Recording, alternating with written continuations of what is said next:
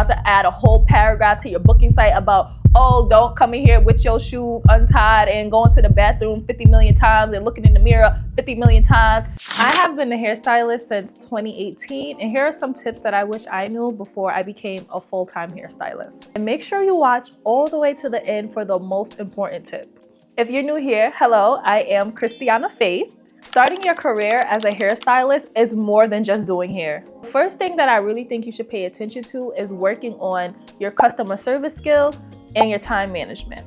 Because the customer service skills, I feel like, is the most important part, guys. Because just because you could do the best install, you could do the best locks, you can do the best braids, if you are unprofessional and you don't know how to talk to people, your clientele won't come back. Or you're going to attract clients that have that same energy as you. And that is a disaster waiting to happen. I see the horror stories all the time on Instagram because I am a part of this industry.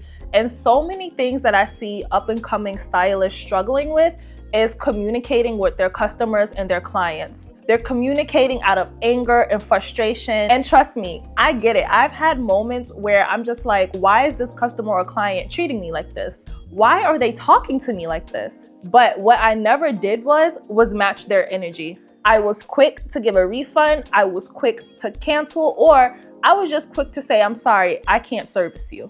Being in this industry, you have to learn that all money is not good money, and you have to learn when to pick your battles. And we're gonna talk about that a little bit more in the video. But let's get into tip number 2.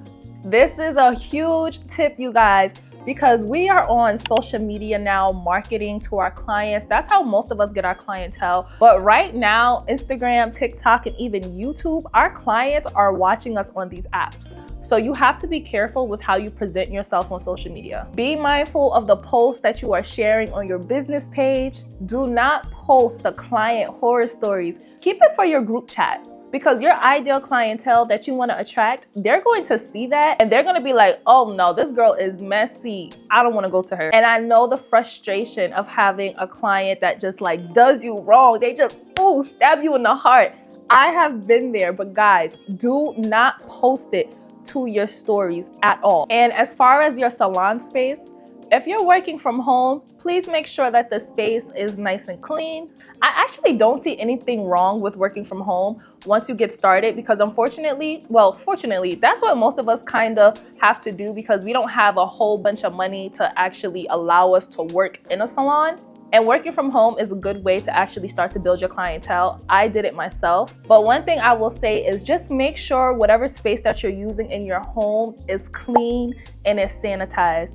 You want it to feel like, damn, I'm not even going to her house. This is like a salon experience. Trust me, I have seen so many salons that are at home that look immaculate. They look kind of better than like some salon storefronts, in my opinion. If you are working from home, I really recommend that you do not have any food smells, meaning you're not cooking something that smells like, I don't know, fried chicken, because that has like a strong smell, you know, or like fish the day of your appointment, because when your client comes in, they're gonna smell it. Just try to keep stuff like that until like the night before or right after. Any smoking, any vulgar talk, just keep it until when your client is not there, because I get it. It's your home, but in this moment, it's your salon space. And if your aesthetic or your vibe is trying to attract luxury, high-end clienteles, then you really need to match that vibe in your home salon. And now for the girlies or the guys that are working in salons that are not in the home, I do recommend finding a salon that you feel comfortable in and that also matches your brand vibe.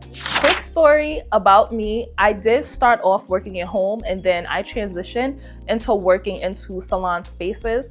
And one of the salon spaces, it was beautiful, you guys, but the atmosphere in that salon, it was so messy, it was catty. It was probably like one of the worst experiences that you could think of when going into a salon as like a solo beauty entrepreneur. And it got so bad that one day, like after I was doing like a really good returning client, she was like talking to me in the hallway and she was like, y'all don't like each other? Like the vibe in there is so weird. And ever since she told me that, I instantly started to look into getting my own salon suite. But I didn't rush into the salon suite. And like I said, this is one of the 3 places that I worked at. So I really did try to go into a salon first so I could be around other beauty professionals. And I actually preferred working with other people, but I will say it is really hard to find a salon that's not catty or that has like that unnecessary drama, y'all. But the whole point is that when you are working with your client at your home or at a salon, just make sure the vibe is the vibe that you want your client to experience, and you want them to have an experience that they can't forget, and you want to make them feel like, damn, I have to come back to her, like she is just so bomb. What you should charge as a new stylist, this is like so controversial now, it's so crazy. But some of y'all be wanting to charge high ticket prices straight out of the gate, and you don't have any clientele, you don't have any portfolio, nobody trusts you yet, right? You need to start from the bottom, you guys. I feel like so many people, they just want to go straight to the top and mimic these top hair Instagram influencers that they see living their lives on vacation and with like the extravagant bags and purses. Trust me, you can get there, but they did not get there overnight. And if they did, it probably was a scam. No, but for real, I truly recommend that you start out building your portfolio by working on friends and family. Working on friends and family is gonna help you avoid making mistakes on clients that are actually paying you money. And don't be scared to start working for free. I really feel like Instagram really has us messed up in the head, and nobody wants to have a humble beginning anymore. Guys, I started doing hair for free. My first client, she expected me to charge her something. And I was like, no, it's fine. Like, I'm doing this for free. And she was like, girl, this is not slavery. And like, she gave me $30. Now, granted, I specialize in locks. And when I first started, y'all, it would take me so long.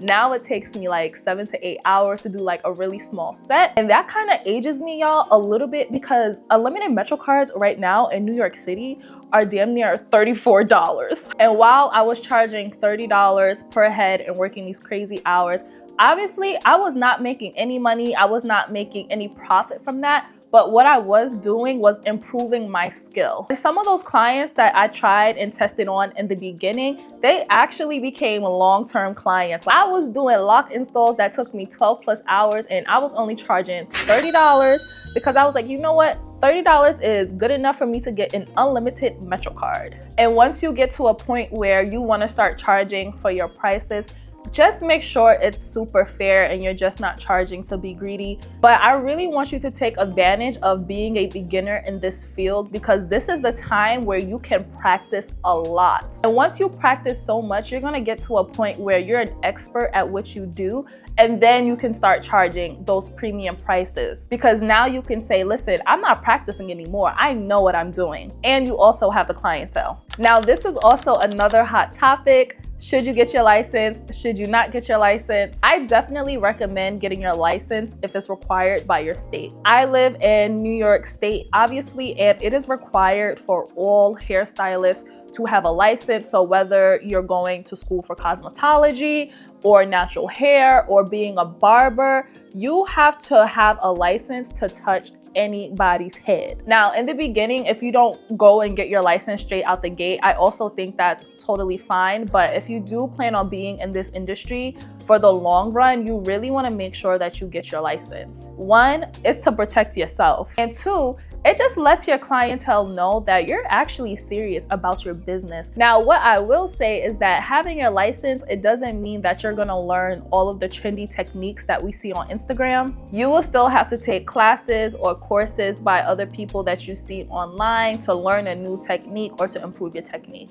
In school, they really teach you the basics. When I went to go and get my natural hair license, my natural hair styling license, I didn't learn how to do faux locks. They taught us how to do a box braid because we needed to do that on the practical exam. But y'all, it wasn't a knotless box braid. It wasn't like a super neat box braid that we see on Instagram, which is so beautiful, right?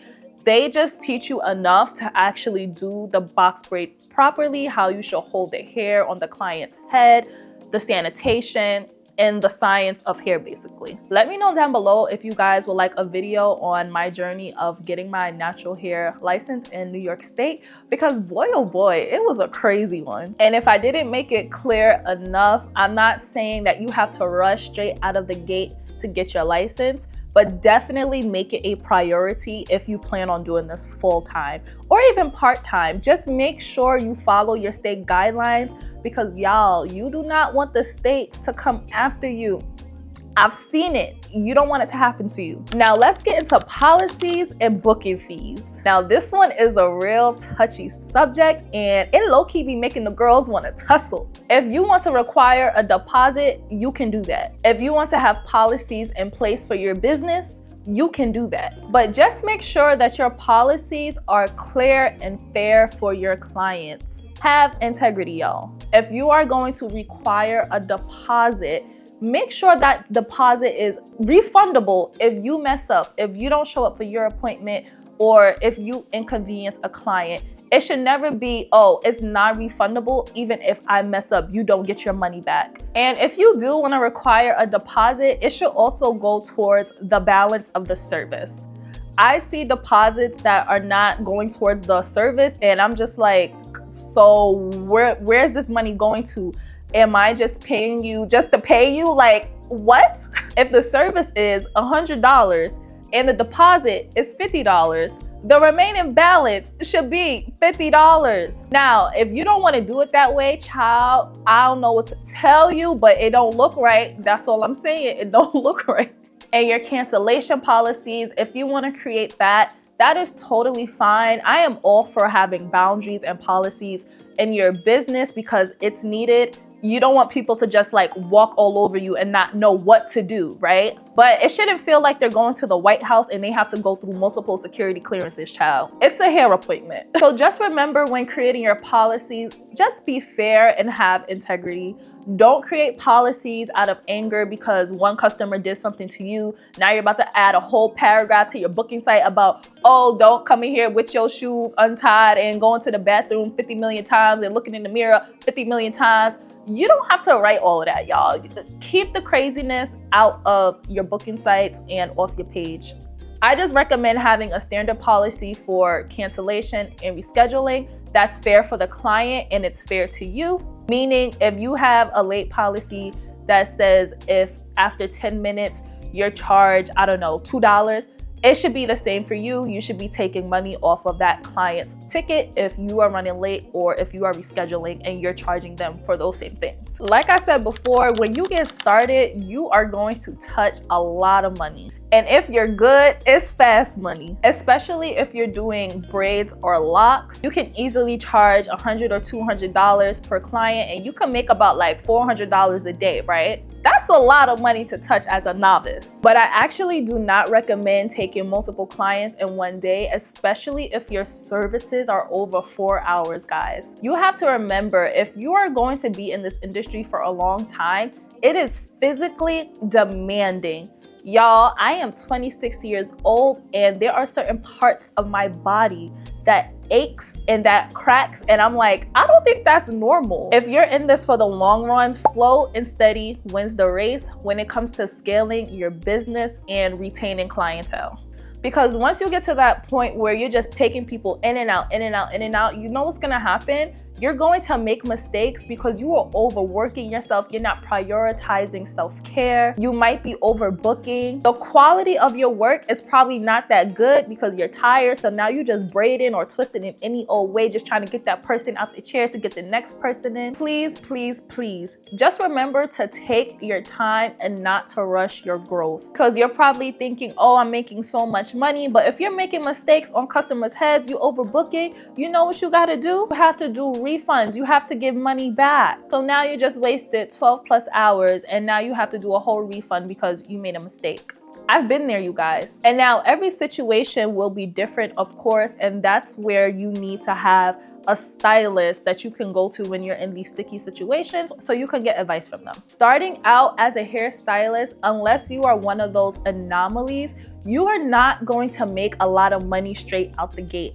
I am so tired of seeing people on Instagram and all of these hair influencers convincing people that as soon as they start their beauty business career, they're gonna make a whole bunch of money within the first year, guaranteed. Y'all, that is not true. It happens for some people. And if it happened for you, I applaud you, great job. But y'all, that is not the standard. If you have a full-time job, keep it. Do not quit your job with the hopes of, oh, this is gonna pop off soon, I'm gonna make a whole bunch of money, because child, you're gonna end up broke. And I see this advice spread so much on social media, so that's why I'm speaking so passionately about it, because they are selling y'all a lie. These people that we see on social media living the lavish life, the houses, the cars, the hair influencers, going on all of these vacations, y'all don't know how they got that. And that's all I'm gonna say about it. You don't know how they got that. You don't know their journey of how they got there. You need to make sure that you focus on yourself and you do what's right for you. It is completely reckless to just quit your job and not have anything planned or set up that's stable. And of course, everybody's situation looks different. If you're a mom or a dad and you have children, then yeah, your financial situation is gonna look a little bit different for you compared to a 21-year-old who still lives at home and she don't got that many bills to pay. I was that 21-year-old. When I first started doing hair full-time, it was about 6 months to a year of me doing hair part-time while working at retail.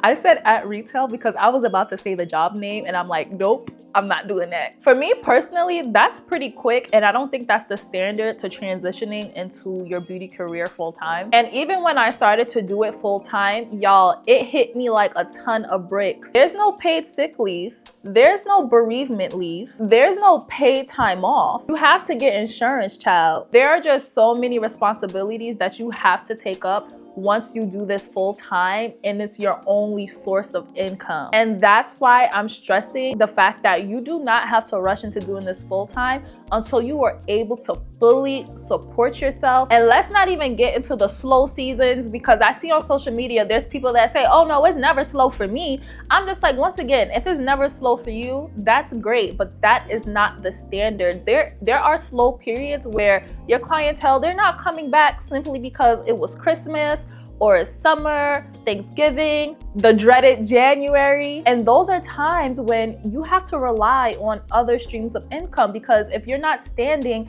and you're doing someone's hair, you ain't getting paid. So if you have a job that you can hold on to that is stable, meaning you're 9 to 5, keep it.